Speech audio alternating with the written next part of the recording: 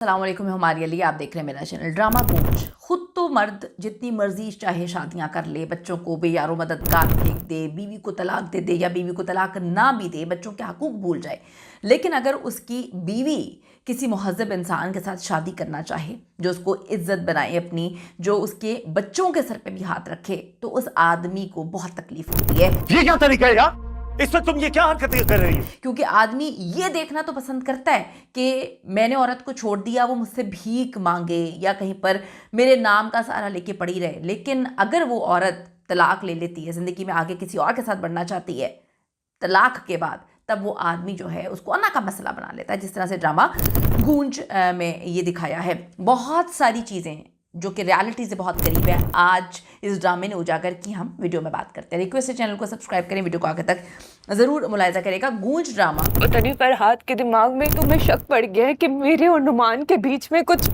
आजकल लोग उन ड्रामों को देखना पसंद कर रहे हैं जो रियलिटी से बहुत ज़्यादा करीब है, क्योंकि लोग बहुत ज़्यादा चीज़ों को फेस कर रहे हैं, जैसे केस नंबर 9 हो गया, पामाल हो गया, उसके बाद जो है गूंज हो गया। ये ड्रामे आपको आपकी ज़िंदगी में जो औरतें या जो आदमी चीज़ों को फेस कर रहे हैं उन पर जो है वो रोशनी डाल रहे हैं और बता रहे हैं कि हमारा माशरा किस हद तक जो है वो दो नंबरी पे आ चुका है और कितना हम लोग सेल्फिश हो चुके हैं।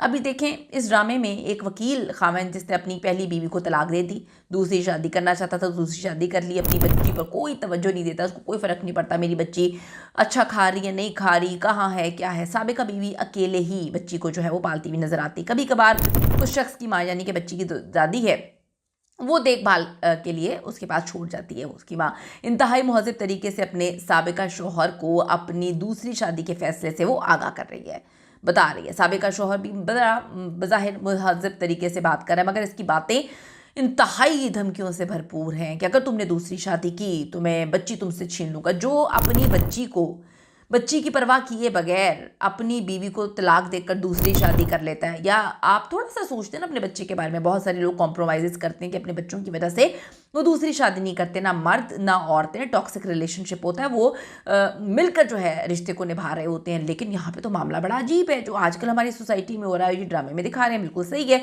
मर्द बिल्कुल भी नहीं सोचता, अक्सर औकात अगर उसको दूसरी मोहब्बत हो जाए बच्चों को भी फेंक देता है। अब इससे अपनी बच्ची की कोई परवाह नहीं, कोई लेना देना नहीं है इसको अपनी बच्ची से। लेकिन अब बीवी जिंदगी में आगे सेटल होने वाली है तो उसको धमकियां दे रहा है, उसको हकूक बता रहा है, उसको बता रहा है मैं बच्ची तुमसे छीन लूंगा। भाई तू छीन तो लेगा, लेकिन फिर बच्ची का क्या होगा? साबिका बीवी को जितरा रहा है कि मेरी बच्ची को मैं किसी गैर मर्द के घर में पलने नहीं दूंगा। साबिका बीवी उसे बताने की कोशिश करती है वो अपनी बेटी की ज़िंदगी में कोई दिलचस्पी नहीं रखता, तुम तो रखते ही नहीं हो। अब तक वो खुद ही अकेले बच्चे की तमाम जिम्मेदारियां पूरी कर रही है, उसका ख्याल रख रही है। वो एक पढ़ी लिखी खातून है जिसने अब जाकर दूसरी शादी का फैसला किया है। मैं जैसी भी हूँ, लेकिन तुम्हें कभी फुर्सत मिले ना तो तुम सुकून से बैठ के सोचना कि तुम खुद कैसे बाप हो। और बड़ा सोच समझ के एक ऐसे काबिल एतमाद शख्स से शादी का फैसला किया जो उसकी बेटी की हिफाजत से परवरिश में मदद करेगा, क्योंकि सगा बाप तो नहीं करा। अक्सर सगे बाप जो है वो निकल जाते हैं दूसरी शादी में, आगे दूसरी औरतों के हुस्न में आगे निकल जाते हैं, बह जाते हैं और उसके बाद उनके साथ अपनी नई जिंदगी बच्चे वगैरह पैदा कर रहे होते हैं।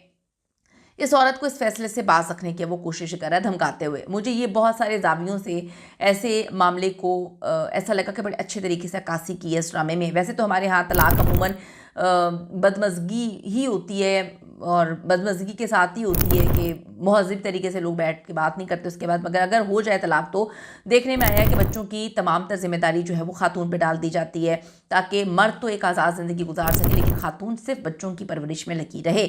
ये मैं समझती हूँ कि जी जो ज़माना इस वक्त चल रहा है इसमें बच्चियों के सगे रिश्तों से हिफाजत भी एक मुश्किल अमल है, आप समझ सकते हैं। फिर सुतेले बाप का या सुतेली माँ का किरदार बहुत ही मुश्किल हो जाता है।